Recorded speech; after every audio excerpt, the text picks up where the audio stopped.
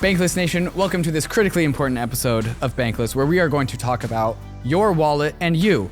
How to set up a wallet and not lose all of your money. What does it mean to securely store your own crypto assets in the world of Web3? And in order to tell this story, we're bringing on a security expert. This is going to be an episode with Charles Guillemet, who is the CTO of Ledger. He's got a background in cryptography and hardware security, and overall knows all of the best practices to setting up your private keys, your seed phrase, your hardware wallet, your hot wallet, and make sure that when you put money into those things, that the money stays there and does the things that you want it to as you navigate the wild, wild west of crypto.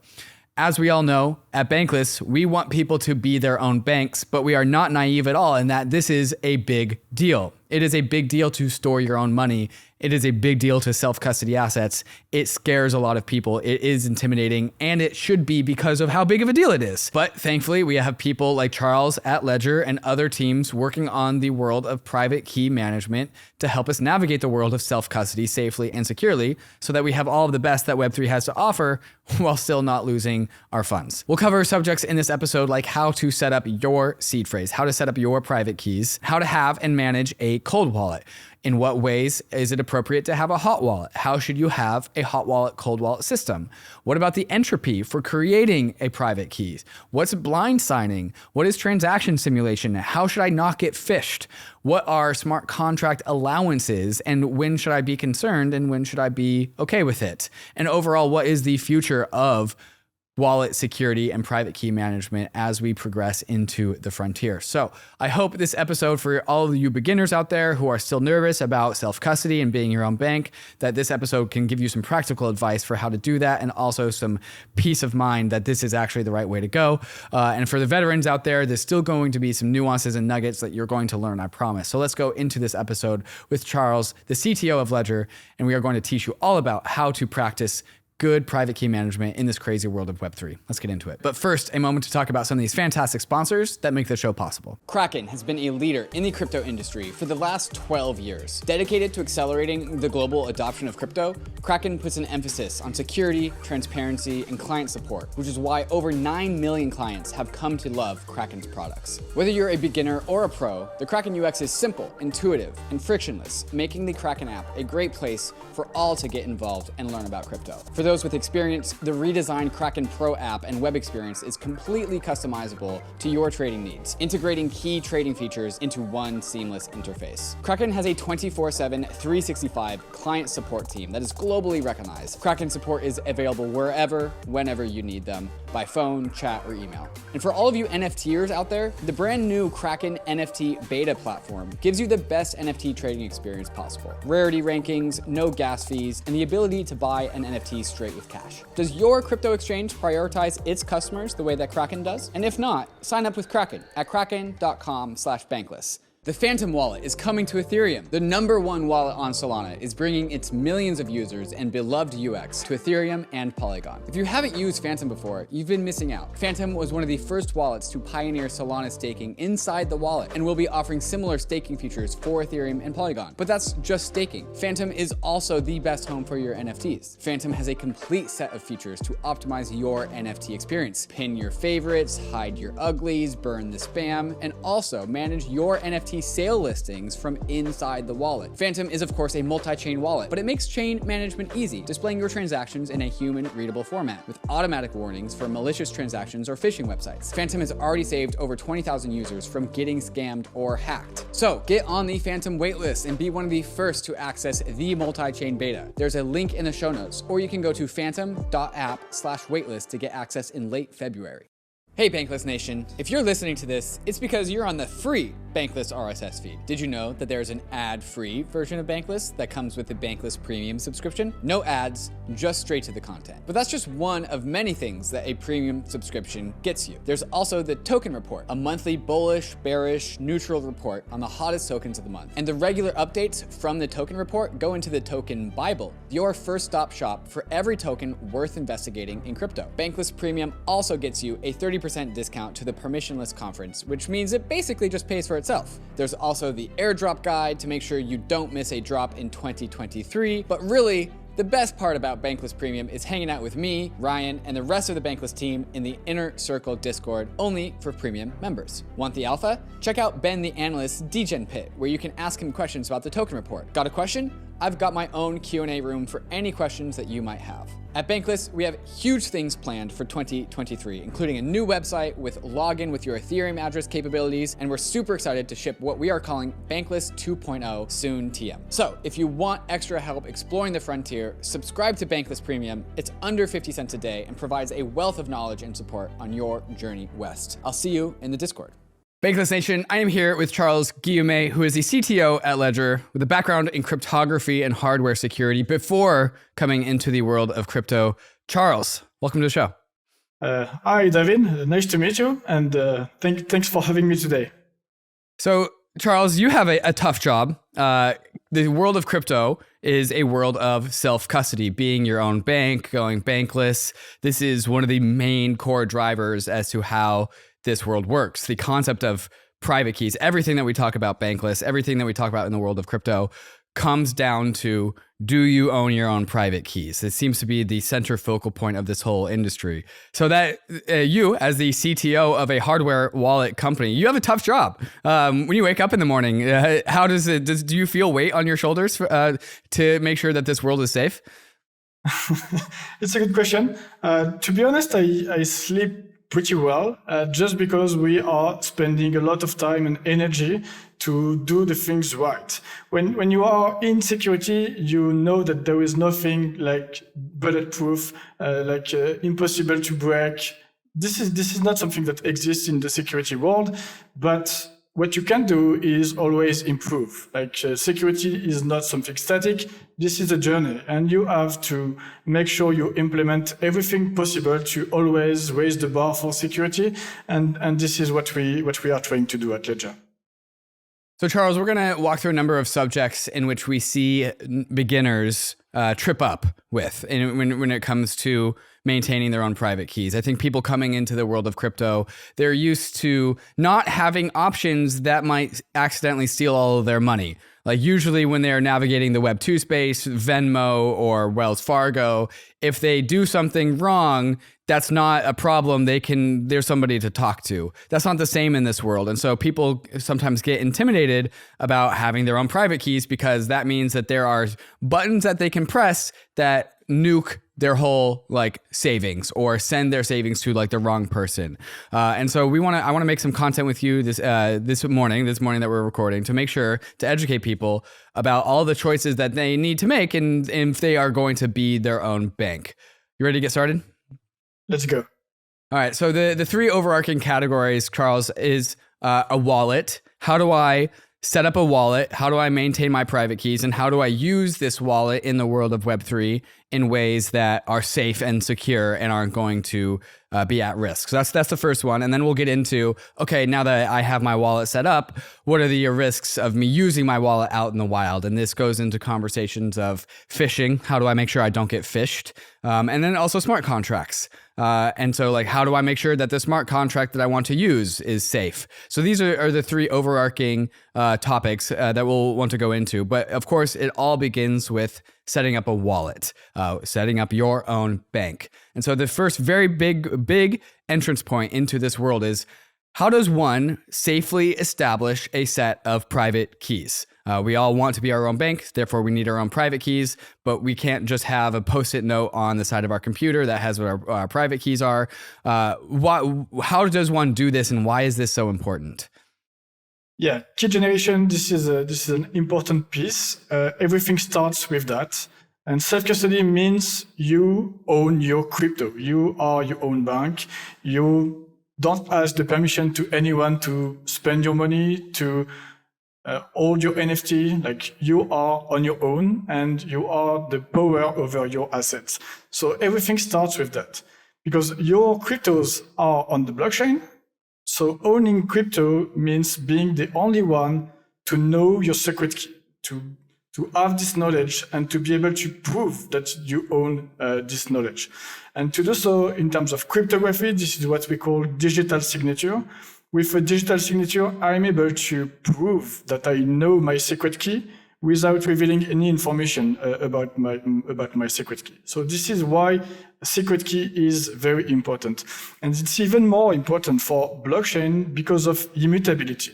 If ever an attacker gets an access to my key, he will be able to sign a transaction, drain my wallet, and there is no central entity where I could complain and say, oh, that was not me. I didn't want to do this transaction. This is not something possible.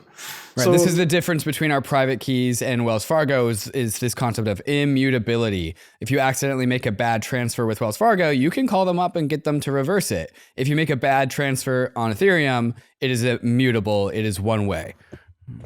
Exactly. And this is a big paradigm shift. And this is something everyone needs to keep in mind. So you have a big power, but also a big responsibility, as someone famous said.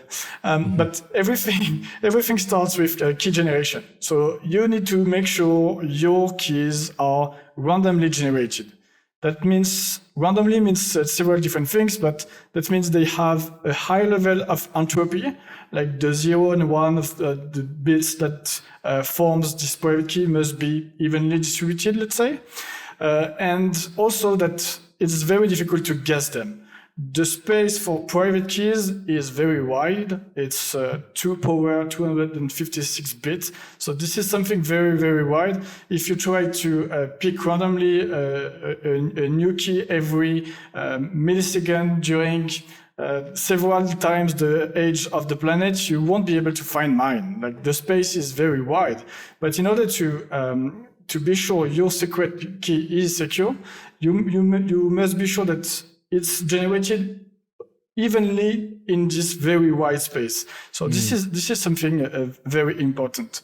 So can we just pause? And I want to make sure I understand that. Private keys, they're really, really long string of randomly generated characters. And because there's so many characters, like A through Z, 0 through 9, it creates what you're calling an almost an infinitely wide possible set of private keys. There are more private keys than there will ever be need for that number of private keys. Like exactly. If every single, what you're saying is like, if one human generated one private key every single millisecond, that would still be an infinitesimally small number of private keys in comparison to the whole possible set of private keys. But your point about emphasis on random generation is that, okay, great, we have this massive total possible number of private keys that are out there. But if we're going to generate one, the way that we need to generate one doesn't need to have patterns to it, because then it would actually constrain the available, the practical supply of private keys if there was nuances in how we actually derived the private key. Am I understanding this correct? Yeah, your understanding is really good. You explain even better than me. So if your key generation is not good, is not evenly distributed, and it happened a few times in the past. I remember the profanity tool. Maybe you remember this tool. This is a tool which is able to generate vanity address, so address on Ethereum that starts with some 0. And in order to do that, you just have to generate plenty of keys, derive the private key in order to get an address. And as soon as the address starts by the number of 0 that you would like, then it's a hit. You keep the seed, and that's your seed. You can do that in a good way, in a secure way, but the way profanity was implemented was not good, because instead of generating keys which are like 256 bits of randomness, that was only 32 bits. That was just a small bug in the random code generation in the cast. Like if you know a little bit like a C language, cast is when you change the size of your type. Like let's forget about that. But just the space of keys was not 2 power 256. That was 2 power 32. And this space is very small, actually. With a good computer, you can generate all possible profanity keys. And this is something that has been done, and a few wallets have been drained because of that. I also have another story in mind, like BCI wallet. This one is a little bit old for for OG, maybe they will remember. And BCI Wallet was using random.org as a source of randomness to create new wallet and new set of private keys. And at some point, random.org simply changed the API. And when the wallet was requesting for a new random number, you obtained a 404. So instead of having a good large number, you got 404 all the time. So that was a big fail in the space, because plenty of people were generating wallets with 404 as a seed, which is definitely not a large random number. Okay, so these are just two different stories about how people have tried to finesse some private key generation in order to, for the first example was for a vanity address. Some people, for funsies, they like to have their Ethereum address start with 0000 for fun. And there are ways to generate an address, but if you're not careful, you accidentally reduce the entropy that goes into this private key generation, and you go from this very, very secure space of almost an infinite number of possible private keys and an infinite number of ways of deriving those private keys, and it really just constrains it. And so the stories that you're telling me now is really all about the mistakes that people have made with not allowing enough entropy in the private key generation that makes it susceptible to outside recreation of those private keys. Is that the takeaway message we should have? Exactly. And as soon as an attacker, you understood the mistake, then you can simply generate seeds and drain wallet, because you know the keys of your victim. And as a hacker, you're not doing this one at a time. You have written a bot that will do this extremely quickly and at very high scales, right? Yeah, exactly. Then as soon as you understood the issue, it's just a matter of optimizing the code. You can use GPU to be faster and faster. But as soon as you know the mistake, it's just a matter of time and an opportunity cost. Like how much does it cost to generate all these keys? How much money I can earn by draining these wallets? And unfortunately, it's always on the attacker side when there is this kind of vulnerability. Sure. Okay. So say I'm a brand new user and I just heard this story right now. How do I not fall into that trap? How do I, if I'm using Ledger or the MetaMask or any other wallet, how do I know whether or not I'm falling victim to bad entropy or not? It's quite difficult to have good guarantees on the entropy of your seed. I can explain how we are generating random number on Ledger product. So we are using TRNG for True Random Number Generator. So inside our devices, we have a secure element, and inside this secure element there is a dedicated piece of hardware which is called the TRNG, and it's specialized at generating random, and it goes through independent certification, and there is a dedicated certification for random number generation quality, which is called AIS 31 or EAL5 plus certification. So long story short, that means there's a TRNG go through different statistical tests, entropy model with some mathematical evidence that must be provided to the evaluator. Also, on the hardware itself, there is some online test, because there is a risk that during the evaluation, everything was fine with the random number generator, but whenever you use it, for any reason, it doesn't work properly anymore. So there is dedicated tests that verify some basic properties about the TRNG when it runs, and it allows to detect a potential defect. And on top of that, we are adding some cryptographic post-processing retreatment. So even if the entropy would be low from the TRNG, this cryptographic retreatment allows to amplify the entropy just in case. So when I say that, I think we have one of the best setup in terms of generating random keys. But the problem I see is as a user, you have to trust us a little bit when you do that. I think it's the best idea to do that, trusting us by generating your secret. But if ever you don't want to trust us, you don't have to, because it's possible to import your own key inside the device. Something possible also would be to generate a key on your device, generate another key on something that you trust more, and then simply XOR them. And doing so, you have the quality of randomness that is inside the secure element.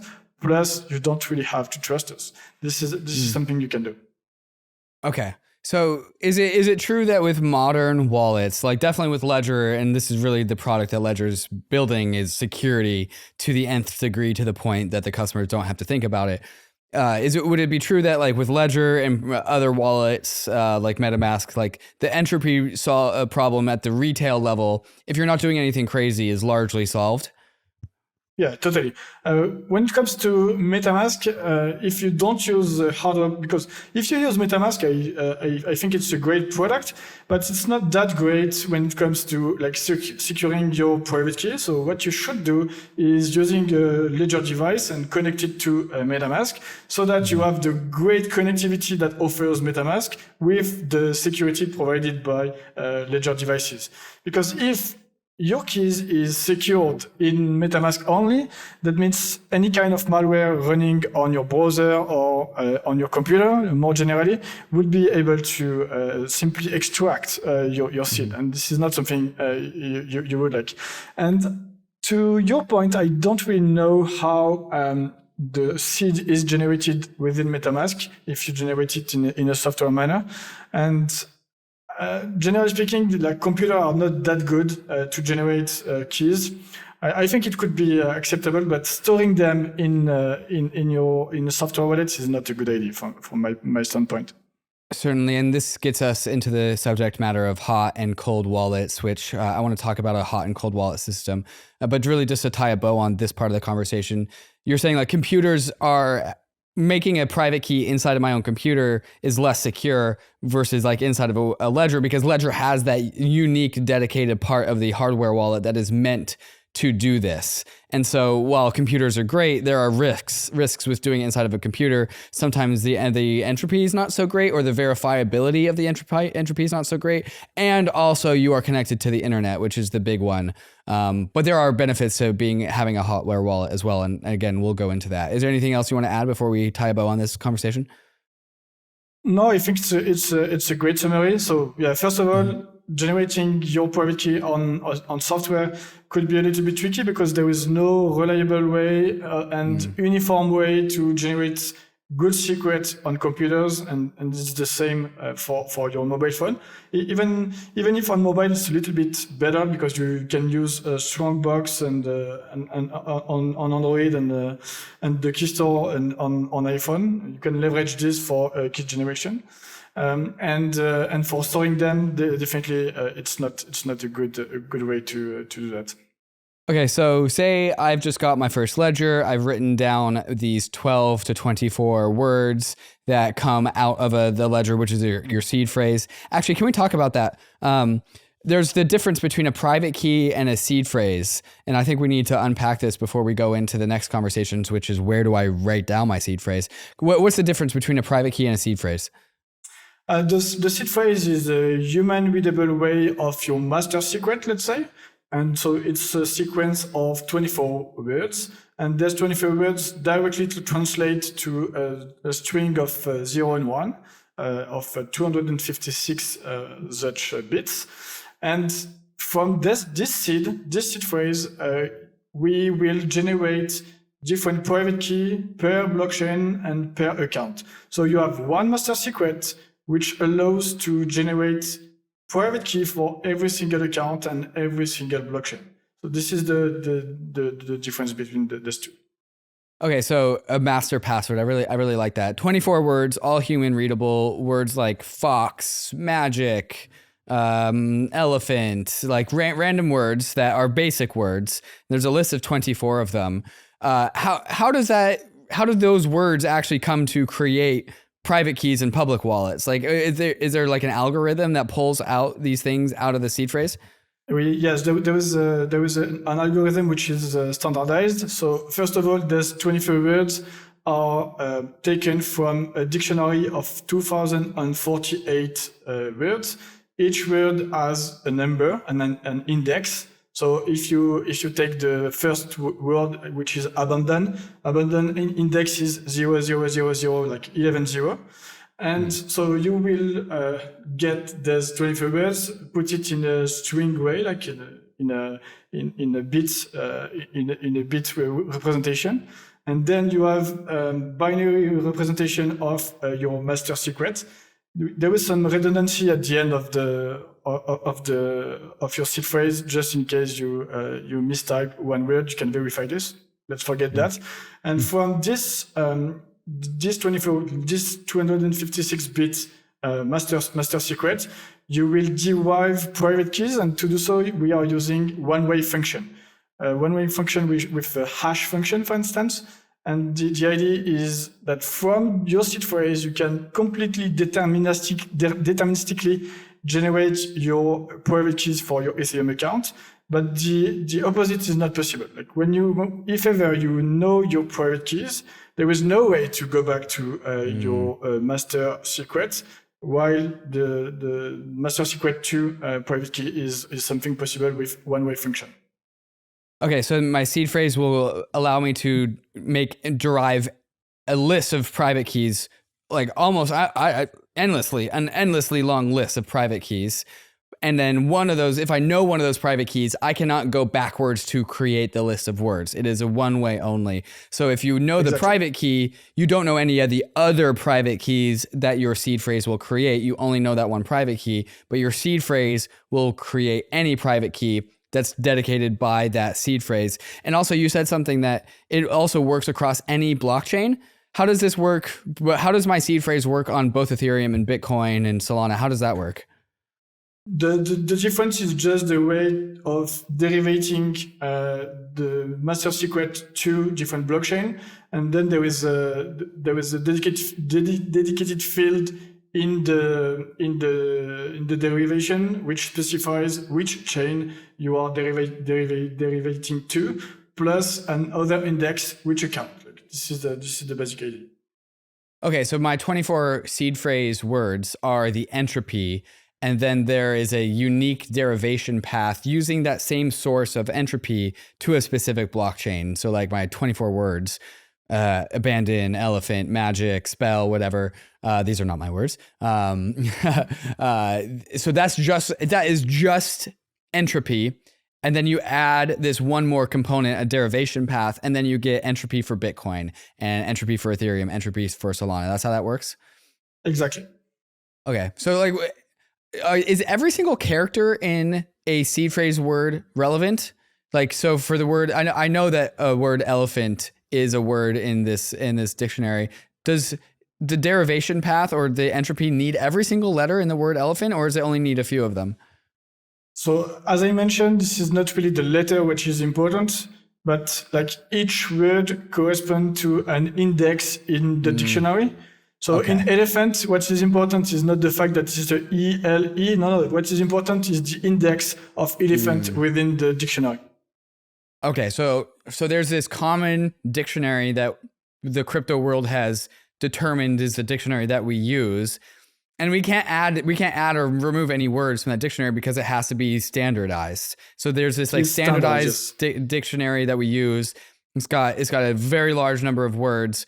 And each word has like a specific serial number attached to it. And then the ordering of those serial numbers creates all the entropy that we need in order to be secure. Exactly. You said it very well. Cool. Awesome. Well, you're walking me through this. This is great. Okay, cool. So now we've covered entropy. We've covered seed phrases. We need to write down our seed phrases because 24 words, it's not a super high number of words, but I mean, I can't remember 24 words of a specific order. So people usually write these words down. Yeah, don't try.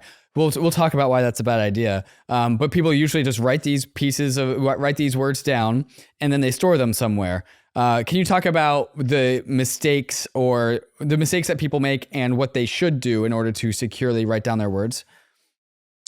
Yeah, definitely. So the common mistake we see is like people want to digitize these 24 words and they are quite innovative when it comes to finding new way to digitize their 24 words. Something that we see quite often is that they are taking a picture of the 24 words with their phone. And when you do that, like you have inside your photo album of your Android phone, there is a photo which contains your 24 words.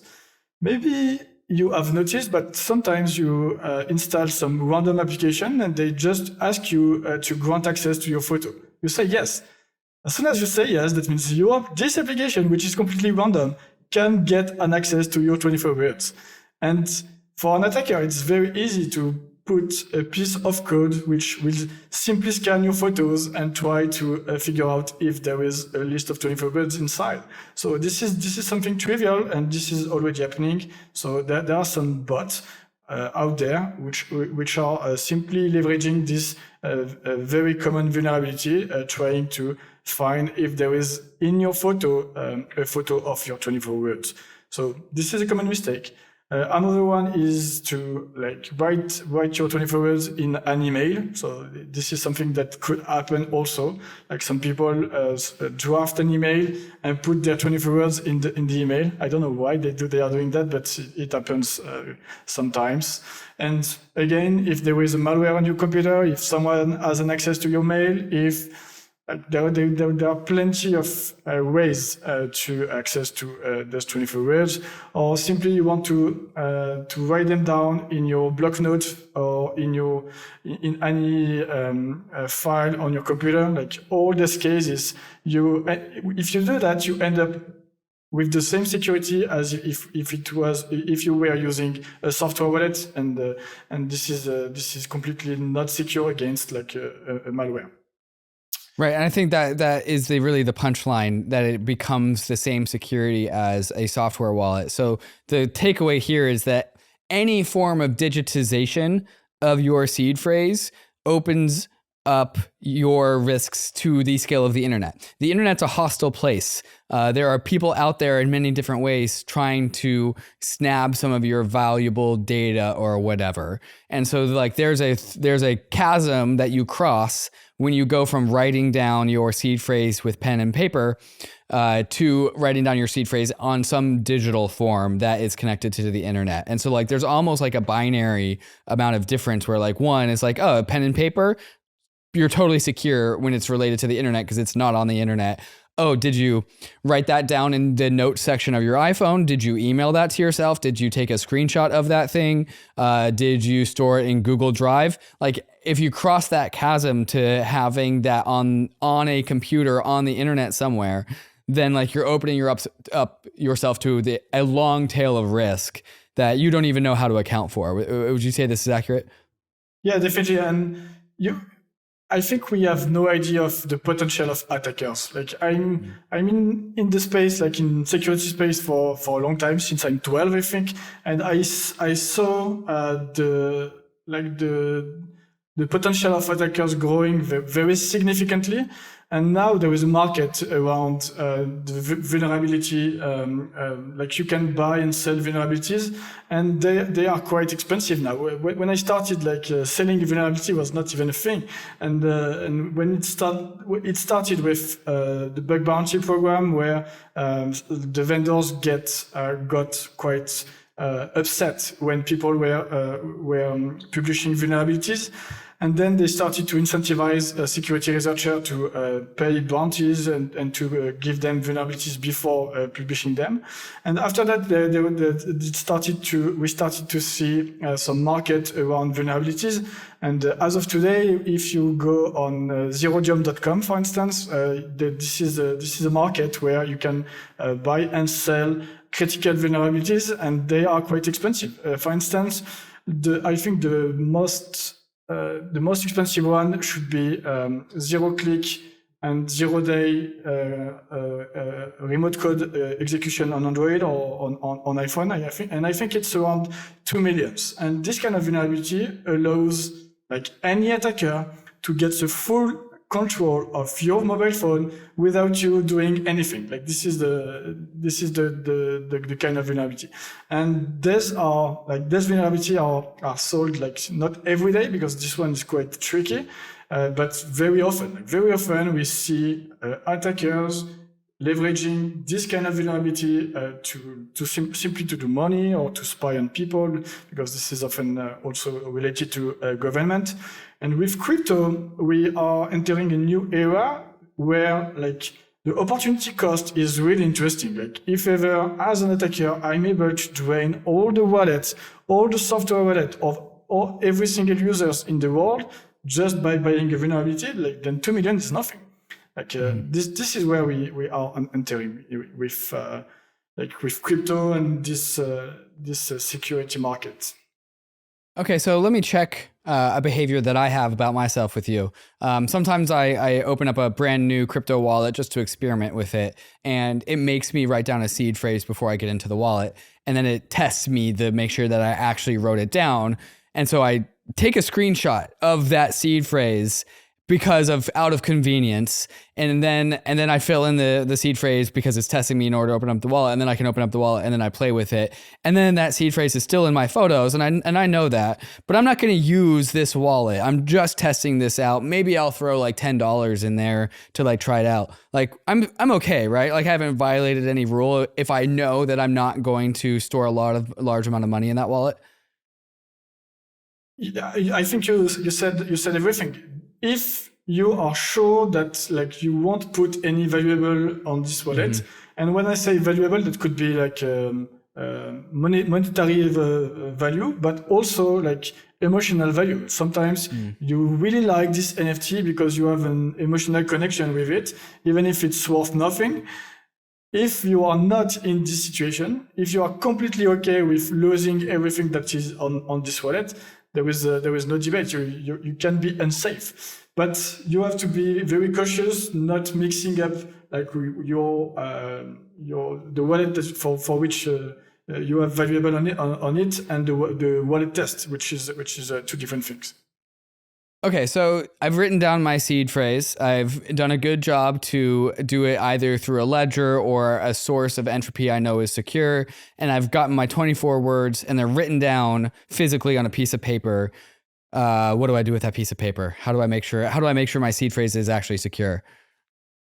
On this, I'm always a little bit reluctant with giving like an advice. What is important is for you to question yourself. Like, do you want to be the only one having an access to these 24 words to your friends? Do you also want your wife to be aware of those 24 words? You have to question yourself. What happens if my maid finds those 24 words? What happens if someone comes at home with a gun? Like, should be in a position where I could give my 24 words. Like, this is about your OPSEC, and your OPSEC is very personal. So the first thing is to make sure that it's in a safe place, like not on your desk, because otherwise, like you are putting on your desk potentially a lot of value. But you have to question yourself and to find out what is the best OPSEC for you. Like if ever my Ledger wallet like fails, like it's broken because you have put it in a washing machine, how long do you need to recover your wallet in one new device? If you're completely okay with like 1 week to do that, maybe you might be able to hide it outside of your house. Maybe you would like to cut it in two, but I think there is different trade-off, and I won't give you mine, but I just try to give you what are the questions you have to ask yourself, and then you will be able to find out the best option for you. So your answer to this question, where should I store my seed phrase, isn't actually an answer. It's perhaps another set of questions, which is like, do you live alone? If yes, do you want to be the only person in control of your private keys? If yes, then okay, I guess you can keep your private keys at home. Do you have a roommate? How much do you trust that roommate? Like, how long have you known them? Do they know that you have private keys? Do you have a family? Do you have kids? Do your kids, might they accidentally find your private keys and not know what it is and accidentally eat it because they're that young? Who knows? Do you have a dog that might eat your private keys? Do you have a maid that comes and cleans your house and they're going to be next to your private keys? Do you have a place, another home, another family member that's not where you live, and you can use their place to store your private keys? Do you trust them? So really your answer is to like, oh, you actually have to look inwards and start to answer these questions for yourself more than you actually having a prescribed answer for us. Exactly. Also, you can take into account the scenario where your house gets fire. What happens if it happens? Like if your device and your 24 hours are the only way to access to your funds and your house is burning, what happens for you? This is the kind of thing you have to ask yourself. And depending on your answer and your appetite to risk and your convenience and so on, you will have a different answer for storing your 24 hours. Okay, Charles, I want to run by, this is actually a personal setup that I've had in the past, and then I've changed it, and then I've brought it back. So this is something I've done in the past where I have a ledger with me, and I do not have the private keys for that ledger with me. I only have the ledger with me. And so like this makes, if the place where my private keys are goes is lit on fire, has a fire, and those private keys are destroyed, I only have the ledger, but then I would hear the news of that fire, and then I would transfer the money from my ledger to a new set of private keys, and I would be okay. Does that make you nervous at all? If there is a moment in time where the private keys are gone from the world, but I still have access to my ledger, does that make you nervous? Not that much, because you have a backup just because of this reason. Like if ever one of the two backups you don't have access to it anymore, that you have another option. But maybe you would like to have another backup. This is always a trade-off of what's your appetite to risk, what's your impact on the UX and so on. But maybe we could mention quickly the plausible deniability feature we have on Ledger devices. So you have this 24 hours that we were referring to before, but there is a functionality which is specified by the standard, the BIP39 standard, where you can add an additional word. Actually, it's a passphrase. You can add a passphrase to your 24 hours, and this passphrase creates a completely new wallet. And one idea is to use this functionality for plausible deniability reason. So you have your 24 hours wallet where you put like $10 on it, and you have this 25th word which create a new wallet. And if ever someday someone threaten you to give all your wallets, then you will show him your wallet containing only the 24 words, and you will see, oh, there was only $10, and maybe he will drain your wallet. But it's a way to have plausible deniability because there is a hidden wallet. Oh, that's really cool. Okay, so let me run through this again. So a seed phrase is 24 words, but in the BIP39 standard, which is the standard of how the dictionary standard that we were talking about earlier, there is an additional mechanism to add a 25th word, which can be like a password, like maybe the normal password to your computer, although not suggesting that. And that basically adds another word to the point where like all of the entropy is brand new again. And so you have two wallets, actually. You have the wallet that you need the 24 seed phrase words to get access to, and that is your plausible deniability wallet. You put like a something in there just to satisfy your attacker. And then the real wallet is those 24 words plus one more word, which you might maybe keep in your head.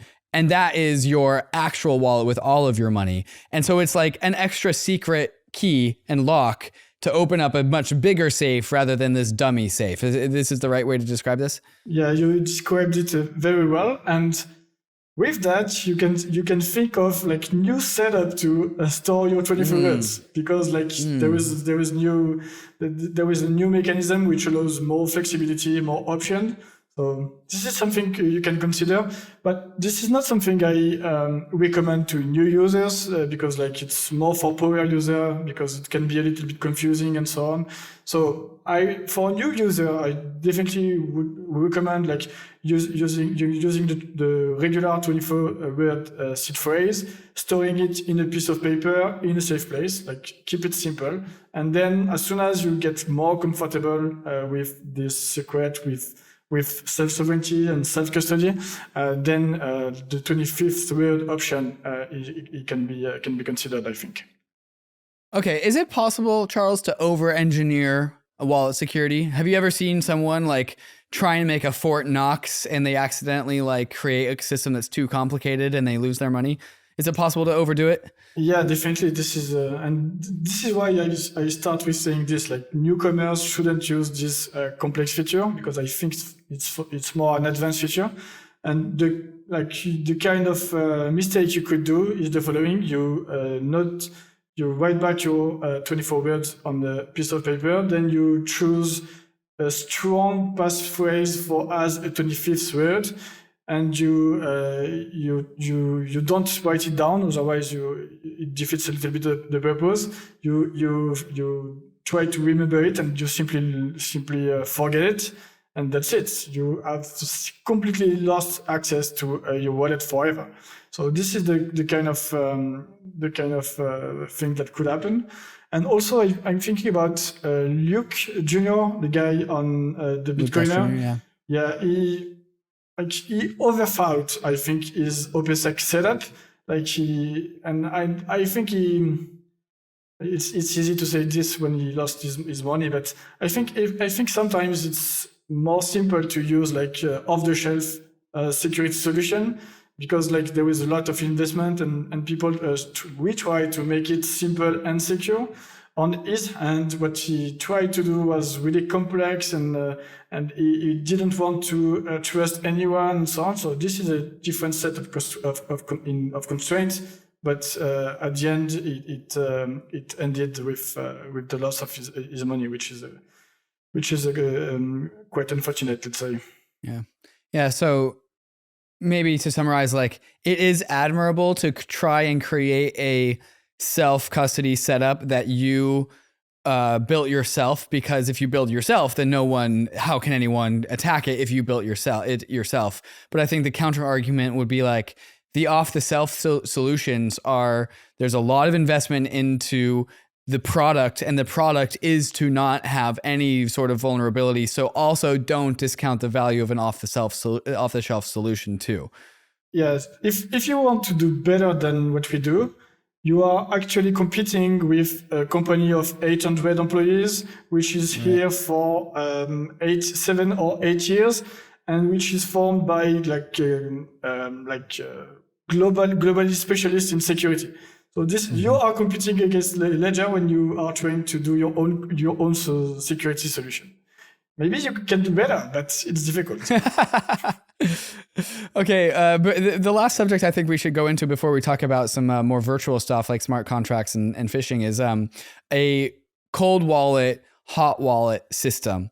Can we quickly talk about how do you define a cold wallet? How do you define a hot wallet? And is it appropriate to have both? And in what scenarios would you have both? Yeah, so I think the debate of temperature of wallets is a long story debate. From my standpoint, I would define like hot wallet as a wallet where you want to make plenty of transactions, possibly like automatically, this kind of thing, while a cold wallet is a wallet where you have more governance, and when doing transaction takes more time. And so the cold wallet is a wallet where you will do typically very few transactions, where a hot wallet will be a wallet where you will do more transaction. And when you think about that, like exchanges have this mechanism, like hot wallet and cold wallet. Like when at the end, an exchange has plenty of Bitcoin, plenty of Ethereum, and stores maybe 90 or 95% of all this Bitcoin and Ethereum in a cold wallet that they typically don't do much transaction on it, like maybe 1 or 2 transactions per week. While they also have like 5% of their holding in a hot wallet, and the hot wallet is typically more is doing plenty of transaction. When you are funding Ethereum on an exchange, you are sending your money to a hot wallet, and when you are withdrawing from the exchange, you are withdrawing from the hot wallet, and they are trying to make sure they always keep the same threshold, like 90%, 10%, something like this, because the hot wallet is quite automatic. Like everything is done automatically without any control and governance. There might be some automatic heuristic to make sure that there is no one trying to withdraw everything from the hot wallet. But it's essentially automatic because you don't want someone to validate the transaction of you when you want to withdraw like what is from your favorite exchange. So this is the trade-off they are putting in place. Meaning the hot wallet is very automatic with low level of security because it's very difficult to have something very secure with automated process, while the cold wallet is more secure, but with less transaction and more governance around the use of the cold wallet. Typically, they will say, okay, the cold wallet can only do transaction to the hot wallet, like the whitelisted addresses. And if they want to do transaction to another wallet, they will probably need like to gather 5 approval out of 7, like this kind of thing that can be implemented at the wallet level for the cold wallet. So this is how, and quite often like exchanges got hacked. But when they got hacked, this is only the hot wallet. It happens quite often, and they try to have insurance in order to cover or safe funds if you're thinking about Binance in order to cover the loss. But this is something that happens quite often. And if you want to do something quite similar with your individual experience in Web3, so as I was mentioning before, you have your holding, which is valuable for you, whether it is an emotional value or monetary value that you put on your cold wallet. And typically, you don't use often this cold wallet because this is your valuable, this is your saving, this is the NFT you like a lot. So you just want to keep them secure. So you put them in your wallet. You have a long PIN code. You can even put this in a secure place because you don't need it quite often. And also you want to do some degen things on NFT, on DeFi with a smaller portion of your wealth. And it can involve some blind signing, which I strongly don't recommend to do that. And for that, you might want to have a second wallet, but I still recommend using a hardware wallet device for a hot wallet where you will pay less attention to the transaction you sign, to the approval allowance that you put on your NFT or ERC20. And if you want to do some DeFi, degen thing stuff, I would recommend splitting both wallets and do what I mentioned. The worst that you could do is to mixing what you want to be cold with what you want to be hot. If you do that, the big risk is to sign a transaction where you are drained from everything from your wallet. It was a little bit long answer, but I tried to explain a little bit the difference between the two. No, I think that's great. I think the TLDR is, again, the world of crypto is being your own bank. So you should think about your wallet set up as like a bank, and a bank has a vault in the back that's hard to get to, and then they have like tellers in the front or like a cashier in the front.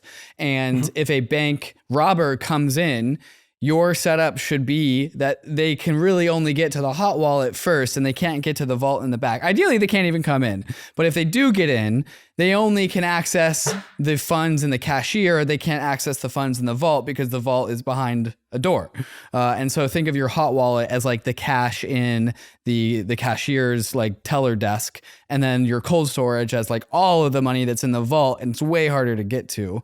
But Charles, you said something in that description that I want to unpack a little bit. You said exchanges or cold wallets often only ever send money to the hot wallet, not other things. And this is actually something that I think Kevin Rose is now doing, now that he got fished because of his NFTs.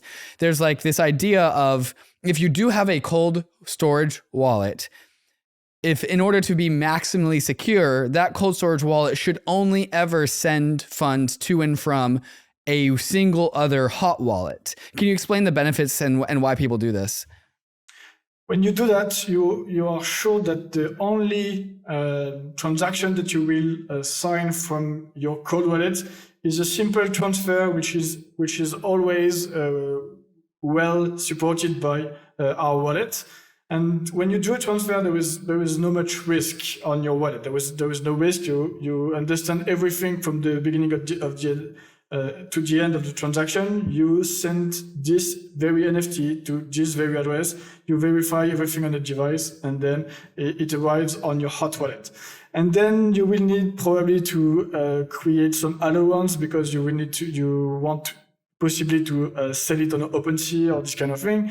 But when you start to do that, you might sign like off-chain transaction. You might sign a complex smart contract interaction. Sometimes they are not always well supported by the device, but it won't have any impact on your cold wallet, because the asset is not on your cold wallet anymore, but it's on your hot wallet. It's a good. I think it's a good way a good practice to do that.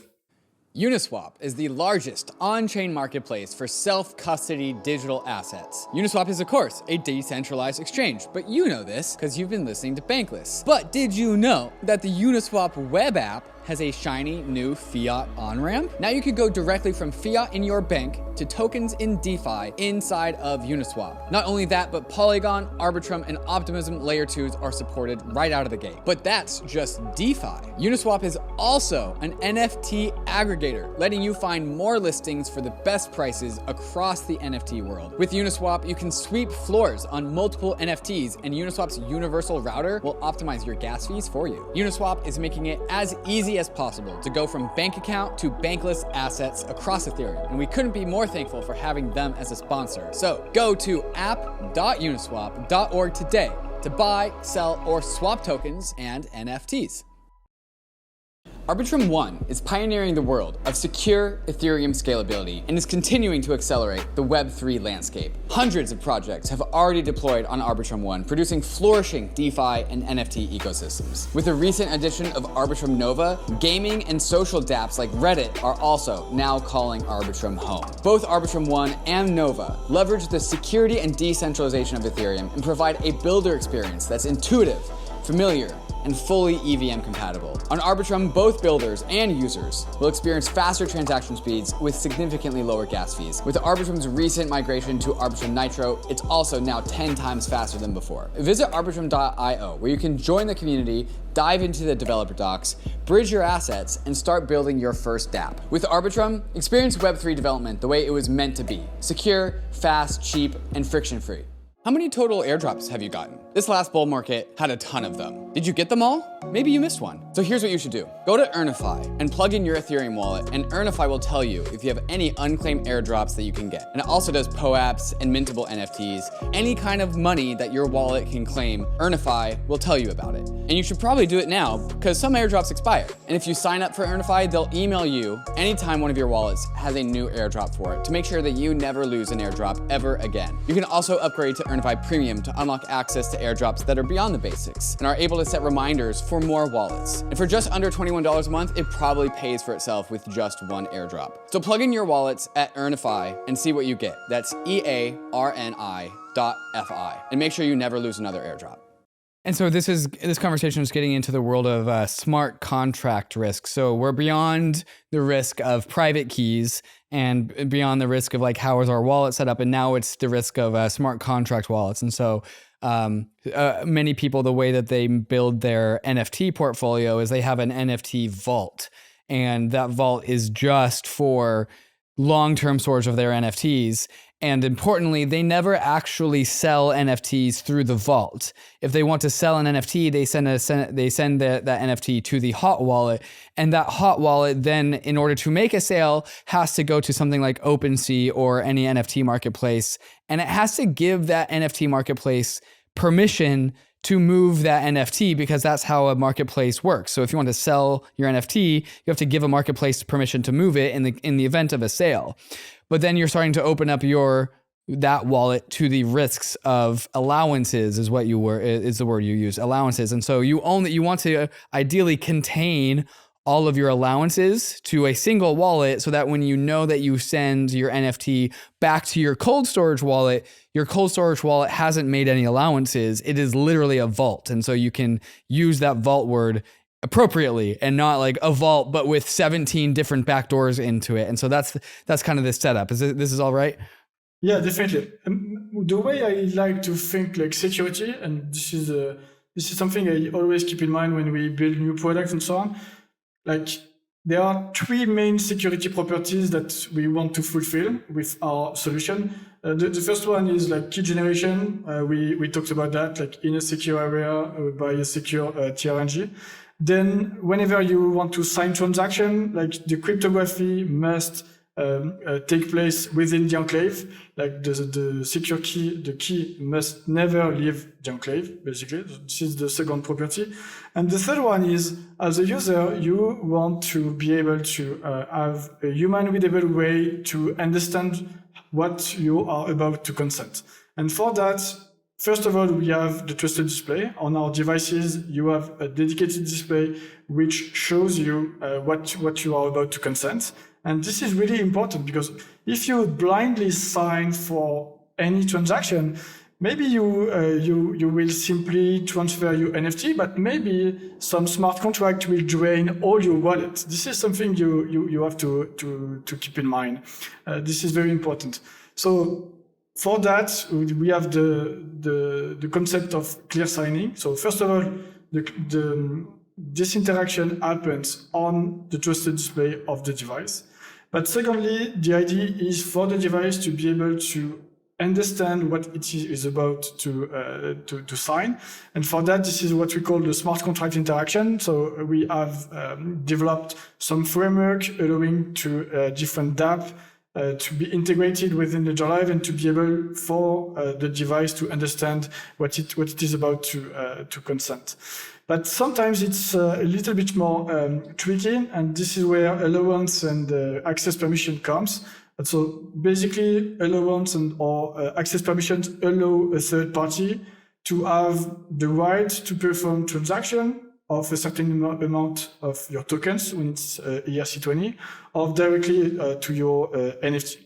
And all of this is possible without giving the private key of your wallet. This is you don't need to give your private key, but you give a smart contract to a third party permission to access to your part of your wallet, whether it is your ERC20 or a specific NFT. But this always must be handled with care, because, for instance, as you were mentioning, when you interact with a secondary NFT marketplace, you will need to allow the marketplace to access to a certain NFT. And then you will do off-chain signatures. This is how OpenSea is working. So off-chain signature is a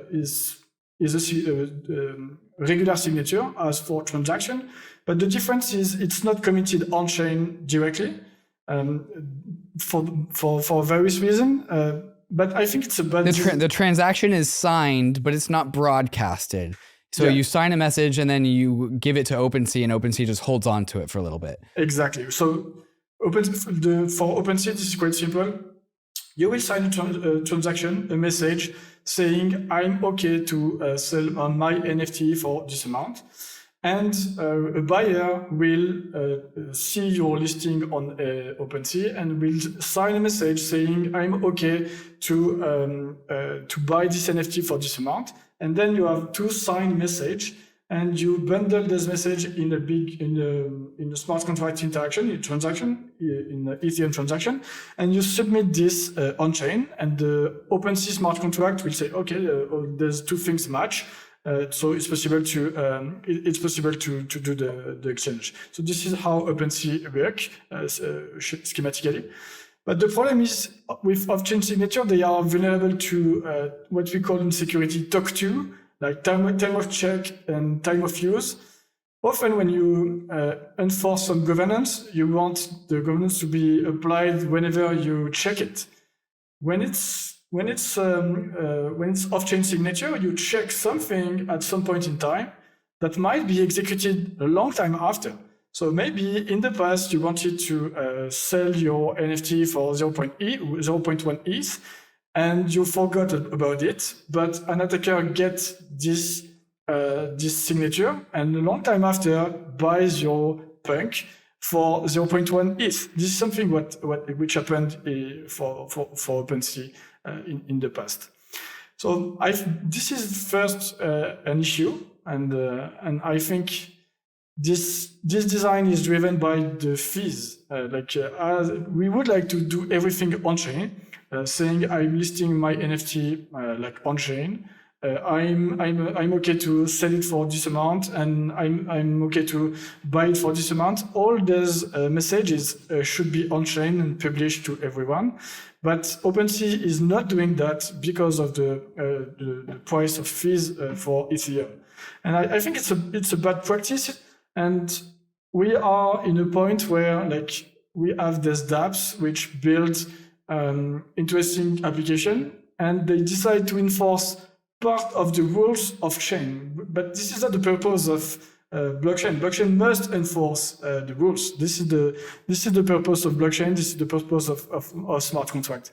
And I think we should spend more energy on solving the scalability challenges for Ethereum, including fees and associated fees, rather than building non-secure experiences on L1. So I think this kind of design shows us that we are targeting short-term revenue opportunity rather than thinking long-term. Because if you think long-term, what needs to be solved is the fees and the scalability of Ethereum, and not this kind of hack which leverage L1. That would be my 2 cents about that.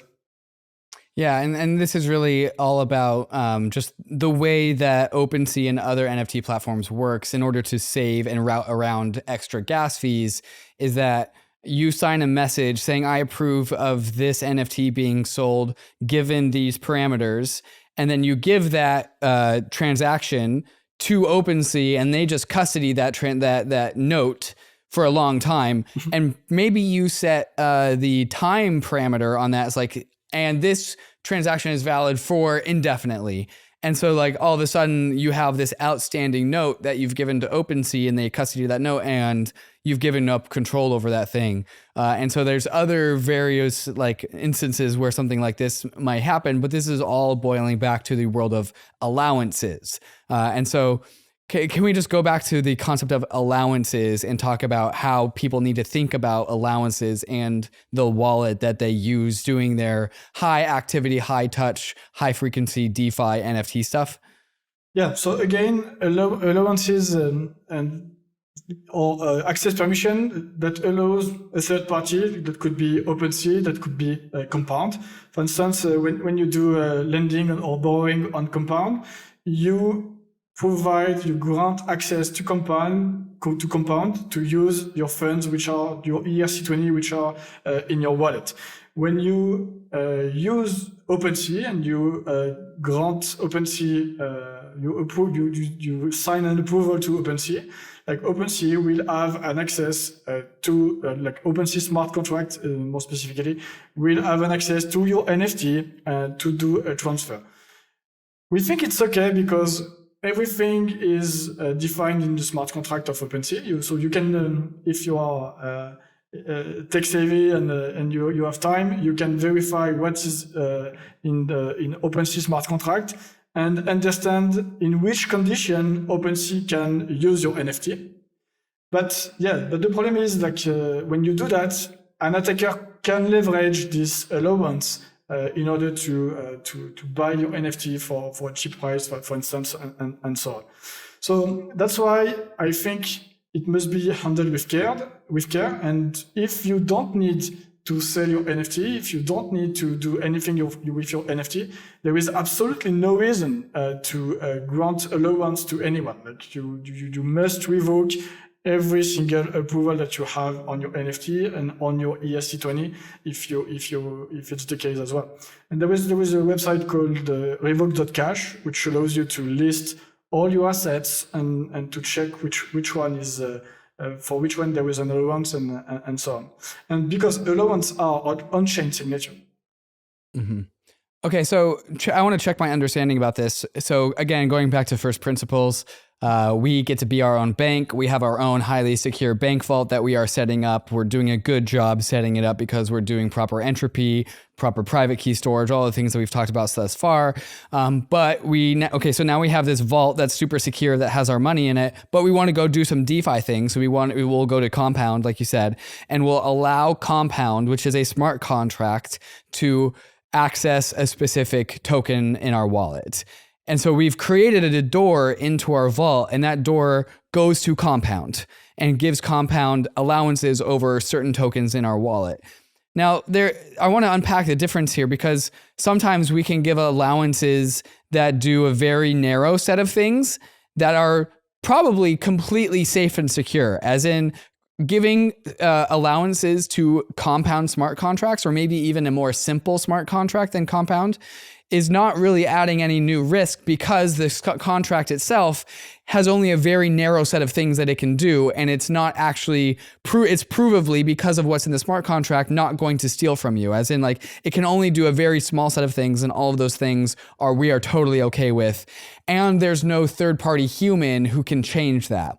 And that is just one smart contract. There's another world where like we approve and give allowances to another smart contract, and that smart contract is totally vulnerable and can totally be changed, and the rules can change. Can you help us unpack and navigate like what the difference is between giving, smart contract A versus smart contract B, how one can be secure, how one can be vulnerable? Can you guide us through this conversation? Yeah, this one is difficult. Difficult to answer. But what you said is totally correct. Like giving allowance is not bad per se. Like sometimes you need it to access to Compound. Sometimes you need it to sell your favorite NFT to OpenSea. My message is more: if you don't need it, don't allow anything. Like there is no reason to open a window. Like don't need it, don't grant access to anyone. And when it comes to like selecting the different smart contract and understanding what smart contract and what kind of access you would like to give them, it's a little bit difficult. So first of all, reputation is something that you could take into account. When you use Compound, you can trust Compound, I think. When you use UNISWAP, you can trust UNISWAP. And so when you sign this kind of allowance, this contract can be trusted.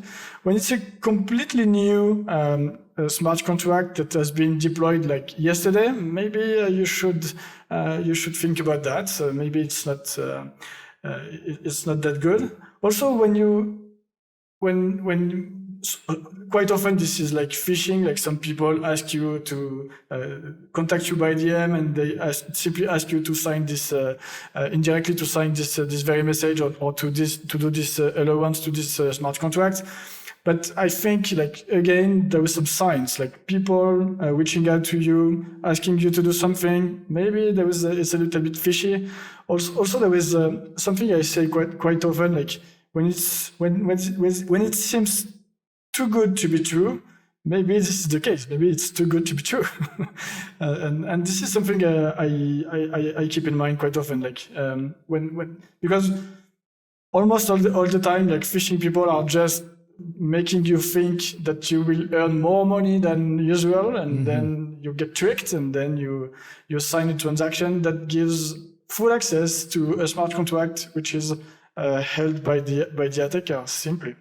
So yeah, you will have to be cautious and to question yourself, keep calm. Yeah, this kind of thing I think is important in this wild west. Charles, I think the last question I want to ask about is a phrase that you used earlier, which is blind signing. What is blind signing? Why is it bad? And how should people think about blind signing in order to maintain safety in Web3?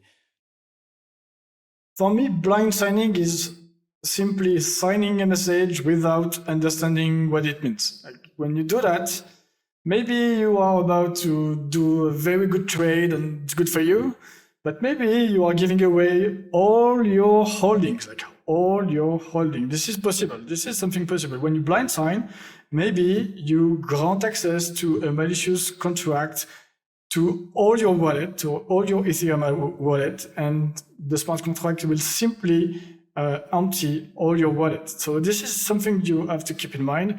When you blind sign, you are taking a lot of risk.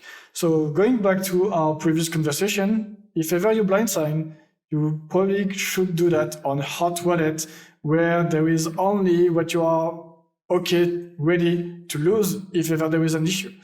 Don't do that with your main wallet, because if you do that with your main wallet, you might lose everything. So I almost never blind sign. Like for me, this is always a big issue, like signing something I don't understand completely.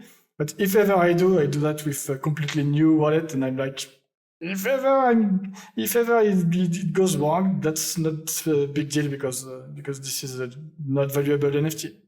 This is the way we should see it when you blind sign. So I would say, like, I think most of people's activity in like doing DeFi stuff is blind signing, as in like when they go and maybe I need to understand what blind signing is a little bit more, but like say I've just opened up a brand new wallet, I go to app.uniswap or uniswap.app, which is the URL, and then I just immediately give allowances to spend my USDC.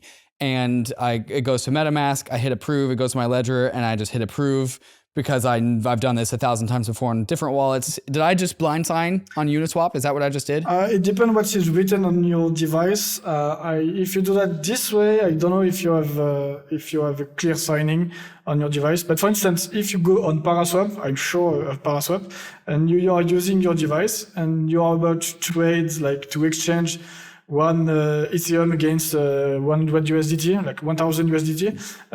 On your device, it will be written like you are about to swap one Ethereum against 1,000 USDT.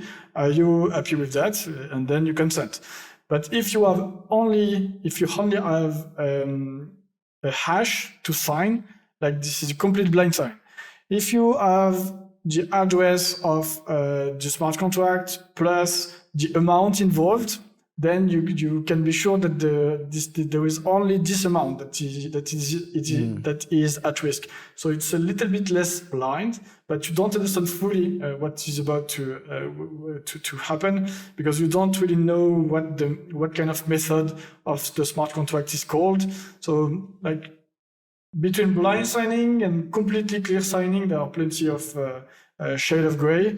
And our target, at Ledger, is to provide as much information to the user so that he can consent in an informed way. And this is not something easy. That's why we have built platforms allowing dApps to make sure their interaction are well supported.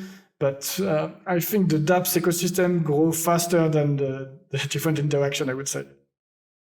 Yeah, and this is really a multifaceted solution space, as in there is no one clear solution to blind signing. But I would imagine like maybe a couple of solutions that come off the top of my head are hardware wallets that have larger screens so that we can put more words on them so people can read more words. But then also transaction simulation is a new frontier in this world where we need systems to help simulate a transaction so that the output of the transaction we're about to sign for can be displayed to us so that we can understand like what that outcome is. So those are the first two like solutions that I'm sure are non-trivial to work on. Are there any others? And just overall, what is your philosophy on how we solve the blind signing problem? It's a good segue because we are working on both. We are working on the feature which will be called Web3 check. So we are working on Ledger Connect. Ledger Connect will be an extension and mostly iOS first and Safari after, allowing you to connect your device to Safari and iOS. And within Ledger Connect, you will have a feature called Web3 check. And Web3 check will implement various heuristics in order to give you an idea of the risk that you could take signing this transaction, also compute predicted balances and so on. Like this is the kind of feature that will be implemented in Web3 check. This is the first thing. And the second thing, having a device with a wider screen with better UX. This is also something we are working on. It's more than working on. We have announced it at Ledger Open, and it's called Ledger Stacks. And finally, there is the support at the operating system level of the smart contract interaction. And for that, we have what we did so far is to open our stack, our technical stack, and allow different dApp to implement their interaction within our ETHEREUM app. But then it's a matter of doing it and making sure the developer ecosystem is has everything it needs to actually implement those features in our ETHEREUM app. Beautiful. Charles, thank you so much for walking me through so many of these subjects. Are there any other subjects that we haven't touched on that listeners should definitely know about when it comes to maintaining security in Web3? No, there are plenty. I'm sure this list can go on and on and on. Yeah, this is an infinite subject. But I think we have covered most of the important things, like key generation is something very important. Second, like making sure that your secret never leaves the enclave, like the second feature. And the third one, which is the most complex one, how as a user you can like understand what you are about to consent, like the clear signing plus trusted display. Those are the important things. And also different good practices with hot wallet, cold wallet, good practices. Also, we touch a little bit on allowance. Again, don't give allowance if you don't need to. Maybe you might want to revoke them. Don't ever share your 24 words and think about your OPSEC for storing your 24 words. I won't give you my OPSEC, but you should think about yours. That would be my summary in 1 minute. Charles, thank you so much. If people are looking to learn more about these subjects, do you have any resources or any top of rabbit holes that people should go down? We have a podcast series on Ledger, which is on the Ledger. This one is quite interesting. There are plenty of educational content, and yeah, there are plenty of resources online. Stefan Rivera, I like what he does a lot. Also, very oriented in Bitcoin, but quite interesting as well. What else? Yeah, there are plenty of things online which is good quality, and Bankless is one of them. Of course, listen Bankless. Well, I appreciate that. Charles, thank you so much for helping me guide some of these crypto newbies down the rabbit hole of security in Web3. It's a crucially important topic. So thank you for everything that you're doing over at Ledger to make this easier for us. Yeah, thank you for having me. Cheers. Bankless Nation, you know the deal. Risks and disclaimers. ETH is risky. Crypto is risky. DeFi is risky. Managing your own private keys is risky, but it's also why we are here. You could lose what you put in. We are headed west. This is the frontier. It's not for everyone, but we are glad you are with us on the Bankless journey. Thanks a lot. Hey, we hope you enjoyed the video. If you did, head over to Bankless HQ right now to develop your crypto investing skills and learn how to free yourself from banks and gain your financial independence. We recommend joining our daily newsletter, podcast, and community as a Bankless Premium subscriber to get the most out of your Bankless experience. You'll get access to our market analysis, our alpha leaks, and exclusive content, and even the Bankless token for airdrops, raffles, and unlocks. If you're interested in crypto, the Bankless community is where you want to be. Click the link in the description to become a Bankless premium subscriber today. Also, don't forget to subscribe to the channel for in-depth interviews with industry leaders, Ask Me Anythings, and weekly roll-ups where we summarize the week in crypto and other fantastic content. Thanks everyone for watching and being on the journey as we build out the Bankless Nation.